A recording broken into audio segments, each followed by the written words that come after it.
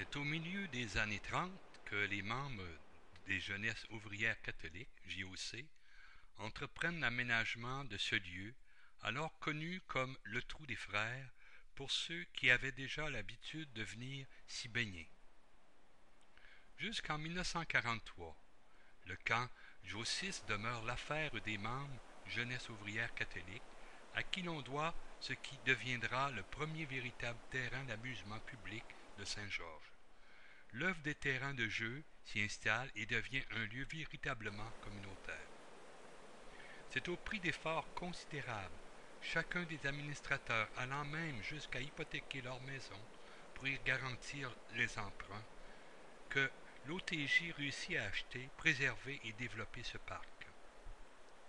En 1966, l'œuvre des terrains de jeu de Saint-Georges-Ouest, incorporée au TJ, cède ses actifs à Ville-Saint-Georges-Ouest et à la municipalité d'Aubert-Galion. Cette cession apparaît alors être la meilleure solution pour assurer le développement et l'accessibilité au parc. En 1970, le parc sera rebaptisé Parc des Séchutes, présage au développement d'un site beaucoup plus grand mettant en valeur les beautés de la rivière Poseur. En 1985, la ville de Saint-Georges-Ouest devient la seule propriétaire du parc des Séchutes qui deviendra un des actifs de la nouvelle ville de Saint-Georges suite à la fusion en 1990.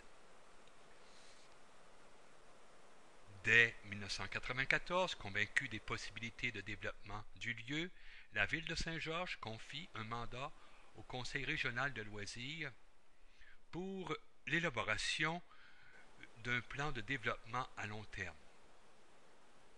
C'est surtout à partir de 1997, grâce aux contributions du ministère des Ressources naturelles de Québec et de la Compagnie Domtar et du syndicat des producteurs de bois de la Beauce, que Ville de Saint-Georges entreprendra l'aménagement des 63 hectares du boisé du parc des Séchutes, qui servira à des activités familiales avec un souci de préserver l'aspect naturel du parc.